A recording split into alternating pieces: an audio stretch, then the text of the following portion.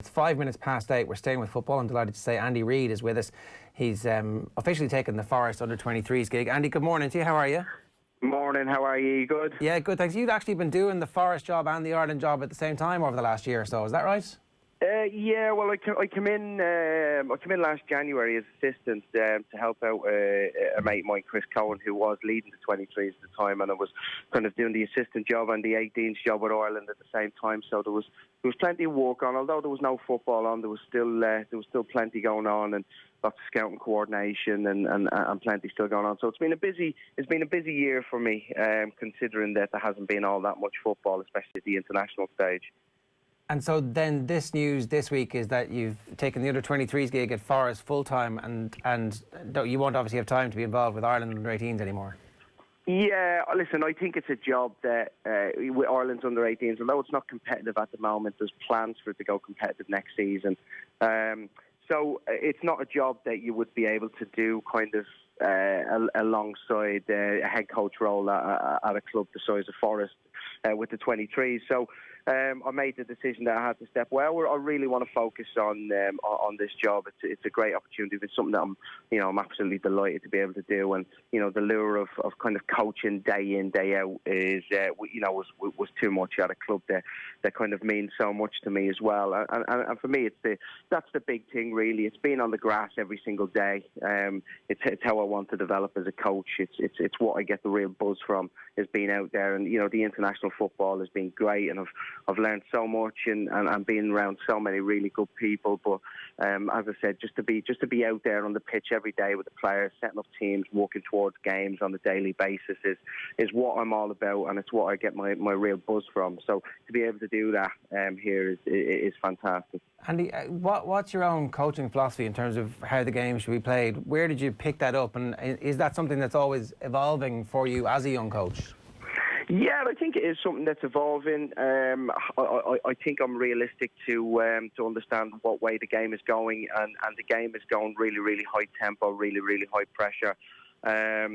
Probably maybe a little bit surprising considering the type of player that I was, but I understand now that the game has changed a lot since when I started playing football. So I want my teams to press high up the pitch. I want them to play with real high energy, get after the ball.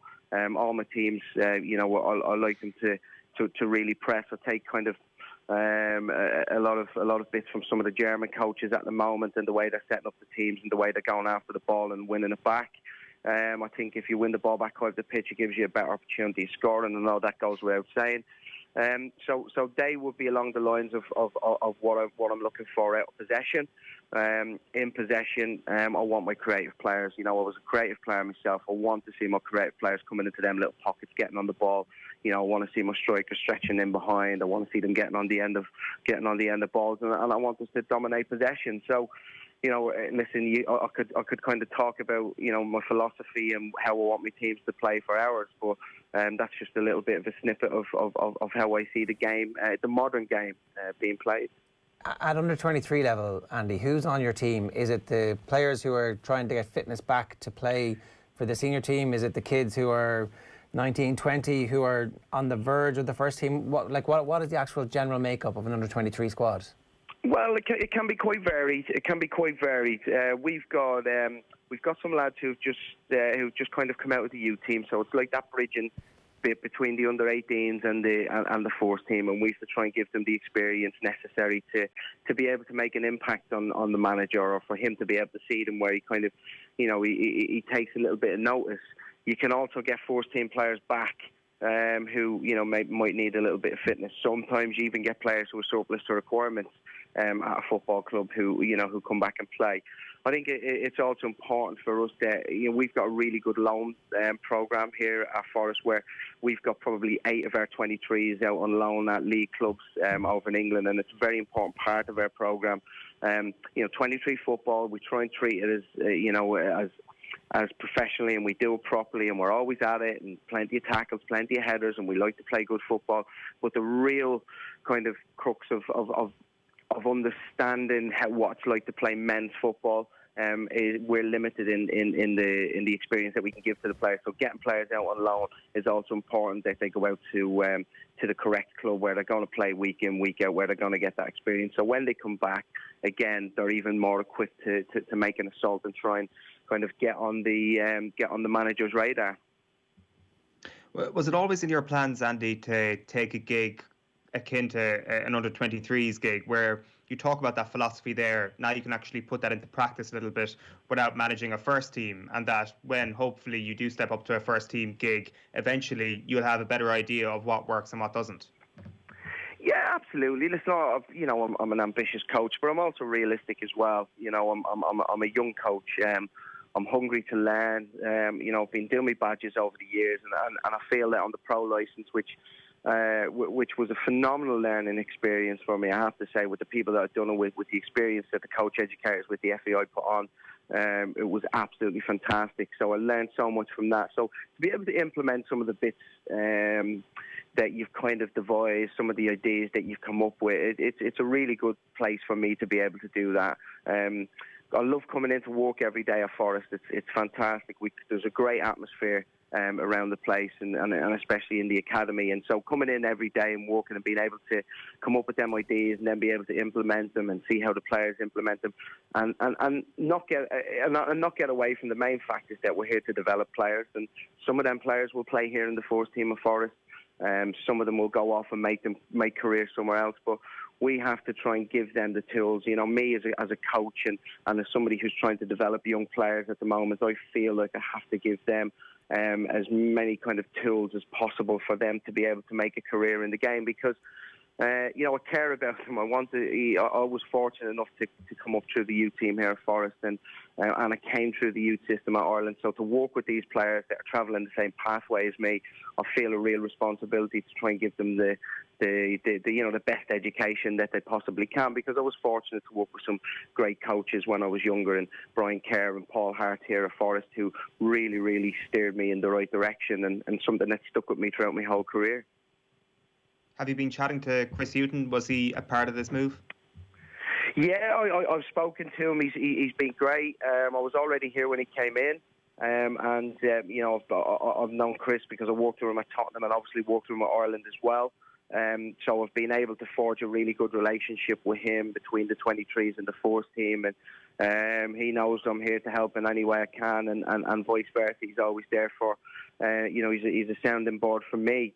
I think it's also important that Stephen Reid is in the setup as well, as is Nick Colgan, players that I played with, and Stephen Reid was my roommate when we played with Ireland. So to have these people that I've got a good relationship with is key, and I think the club have kind of noticed that, and the academy manager here, Gary Brazil, has noticed that in the fact that them links are really, really strong, and I've been at clubs before where, played at clubs before where the link between the 23s and the first team setup, or the link between the academy and the first team setup, wasn't as strong as you would like it to be. So it's a very important relationship if you want to develop players. So it's important for me that I have that relationship and that I keep nurturing that relationship, and we kind of build up that trust over a period of time of working together.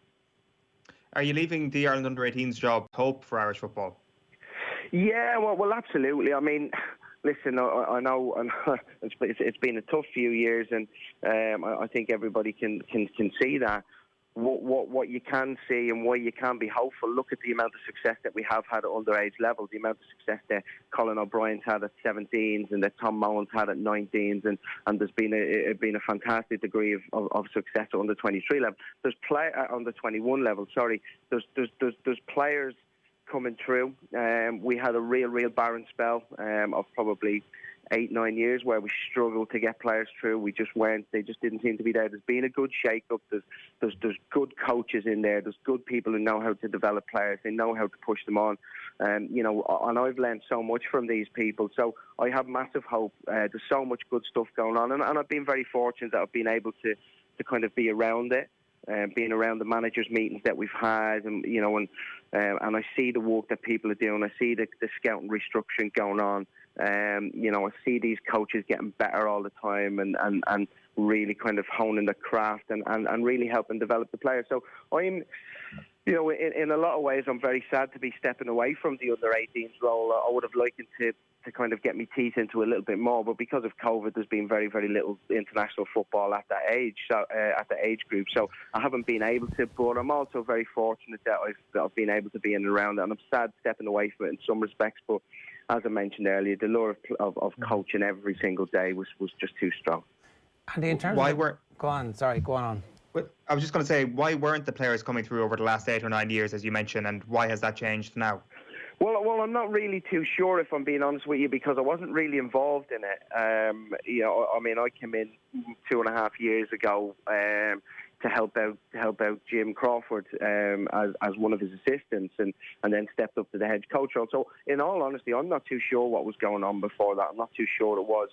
And why you're talking about players coming through now is I think that there's a bigger, there's a more kind of, how can I explain it? There's a fuller picture of how the players are being developed from a younger age, and there's more togetherness. There's more people in contact with each other. We're getting players from all over the country being developed, and then when they do come into the structure, they're working with top class coaches. You know, and I say that there's top class coaches all the way up from, you know, Niall Harrison on the 14s, Jason O'Donoghue, Paul Sam. Working with them as well. You know, there's fantastic coaches who are really, really experienced in developing players, and they're really getting some great results, because we're seeing that now.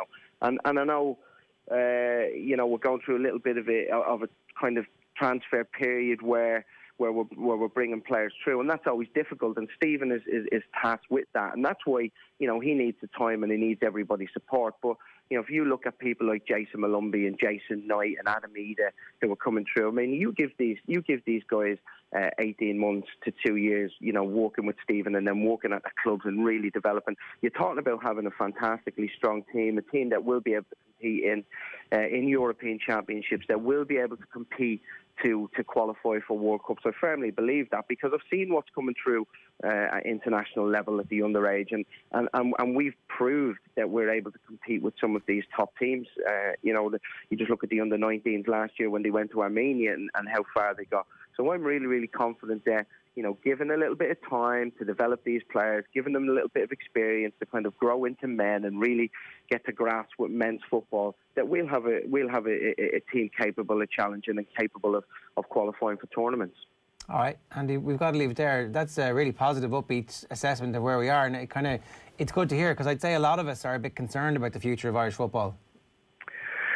Yeah. Well, listen, it's been a tough period. There's no getting away from that. Having worked closely with Stephen, and I've worked really closely with Stephen, and I know Keith really, really well.